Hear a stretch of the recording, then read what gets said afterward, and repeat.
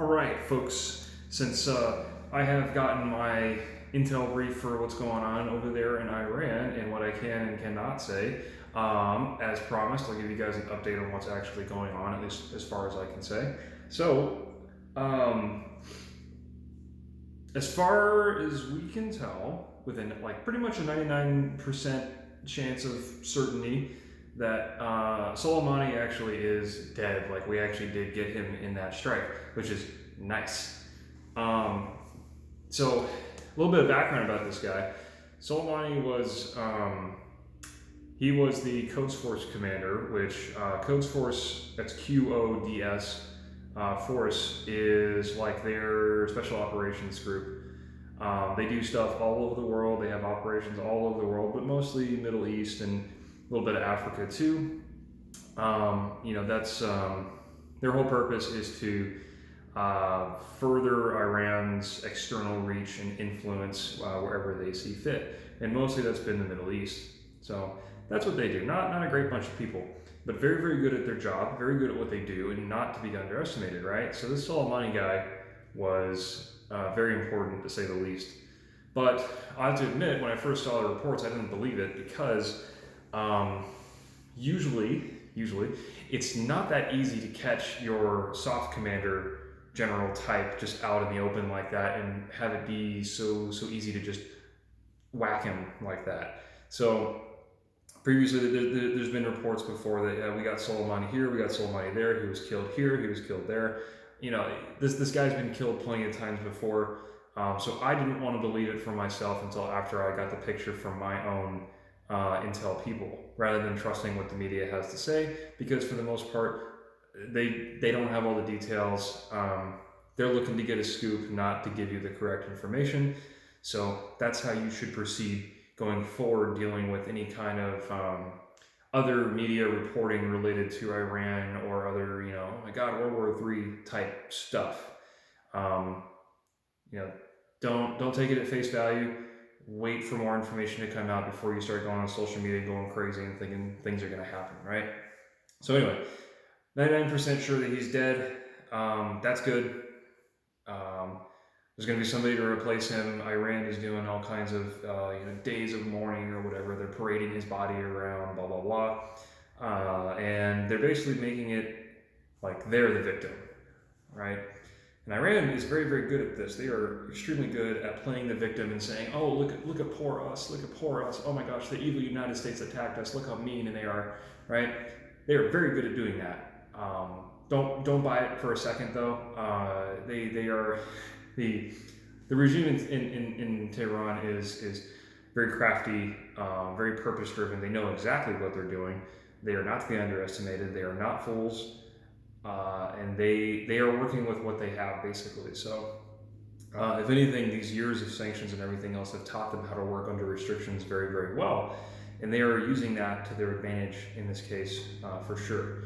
So what comes next after this? A lot of people, go on social media, everywhere else, they've been saying, "Oh man, this is World War III. Trump's going to bring back the draft. Oh my God." So let me put it this way, tell it to you straight. There's not going to be World War III. We're not going to declare war on Iran. Iran's not going to declare war on us. It's not going to happen, okay? What you can expect, probably, is what I would expect anyways from my analysis, looking at the facts and everything else, stuff that I know, is I expect smaller scale retaliatory attacks elsewhere that is not Iraq focused, though they could do that. I would expect smaller attacks to happen in other places in the world where U.S. personnel are. So basically, wherever we are, you can probably expect some kind of attack that is not going to be overtly Iranian, as in the Iranians are not going to come out and say that we did this, but to say, Iran is known to support many terrorist organizations for decades. Hezbollah being one of their biggest allies or beneficiaries of their support. So you can expect something like that to happen as a retaliation against killing one of their top generals, right? And that's about the most you'll see out of it. But I do expect a lot more media presence, a lot more, woe is me, look at me, I'm the victim. The United States is such an evil, global power or whatever the heck, something to that effect. That's pretty much what I expect to happen. So, um, because if it came down to an actual war, right, or some kind of big military conflict, um, to be totally honest, like we, the United States could probably flatten Iran's proper military, probably within 6 months or so, or less, even. Um, we may take a few hits here and there. It wouldn't be a completely bloodless war for our side. We would probably lose some people, but there is absolutely no way that Iran would be able to defeat a proper military force like us. So um, my only concern would be going into Iran and taking land, holding urban centers, major infrastructure, stuff like that, because as we've seen in the past many times, Iran tends to become very unified if they have a foreign invader come into their territory. And a good example of this is the Iran-Iraq War. So back then, believe it or not, there are secular people in Iran who are not Muslim, who do not like the regime, believe it or not, right? But then you have people who are pro-regime, Muslim, stuff like that, right? Two sides, basically. And they don't really like each other very much for obvious reasons. But when the war was going on, they were all unified, for the most part, against foreign invader Iraq. And it was their duty as what they felt as Iranians to defend their country. So if we went in there, we would be viewed as a foreign invader very, very quickly. And even if we were trying to go in there with the goal of breaking the regime, a lot of people still would not welcome us and would be fighting actively against us. And that is a major weakness of U.S. power, is inability to fight a guerrilla war. We just can't do it. Vietnam, Afghanistan, Iraq, even a little bit, has shown us that we are really not good at that. So that's really the only major holdup I could see if we were going to war with Iran, because we're just not good in that front. Now, proper upfront fight, military, no problem. Crush them. Absolutely crush them. Even if they had foreign military aid from Russia or China, they are not necessarily getting the best equipment or the toppest tier equipment that Russia or China uses, because they want to save the good stuff for themselves, right? They don't want to give away their best stuff to just anybody. And there's only so much that Iran can afford and buy from these powers, especially with the embargoes and sanctions and stuff like that. So proper military stand-up fight, flatten them, no problem. Holding ground, taking ground, that would be the hard part. And I would not even want to go and do that, because there are good people in Iran who want to be done with the regime. They don't want to be ruled by Muslim rulers. They don't want to be ruled by the current Ayatollah and the mullahs. They don't want to be ruled by them. They want to have how Iran was before. They want a mostly secular government with, that is pretty Western in terms of how they do their freedoms and things like that, how people act, how society is, not having a moral police. Women being able to walk around uncovered without a burqa on, stuff like that, right? They used to be like that, and they want to return to that. So I don't really want to fight those people, because if you look at the history of things, right, the U.S. U.S. and Britain had an absolutely huge effect on their history.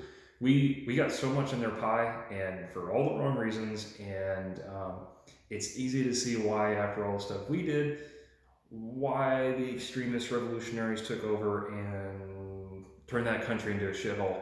So I kind of want to let the Iranians do their own thing, take their own country back for themselves, and not have the U.S. involved. Right? That would be the best, because even if we did help them, the good revolutionaries overthrow the regime, they're going to be constantly questioning, are we just puppets of the United States again?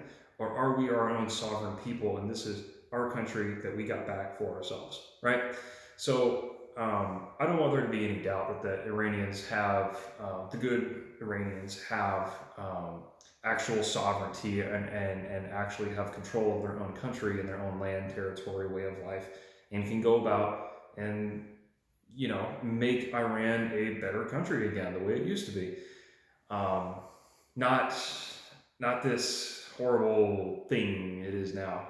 So anyway, that is my assessment of what's going on over there. I don't expect a war. I don't expect World War III. I don't expect a draft. I don't expect any big time retaliatory attacks. I expect small time, smaller scale retaliation strikes elsewhere in the world, probably perpetrated by the Quds Force. Um, I'm 99% sure that Soleimani actually is dead. So good riddance to him. See ya. He was an evil Sean Connery anyway. So now all we have left is good Sean Connery. So the balance has been restored. So yeah, that's all I got to say about that. But if you guys, I would not recommend really sharing this outside of the castle. If you could, please. If you do want to show this to somebody else, just let them know to not really talk about this stuff too much on social media. Like you can talk amongst your friends and everything, but don't put it everywhere. Is what I'm saying.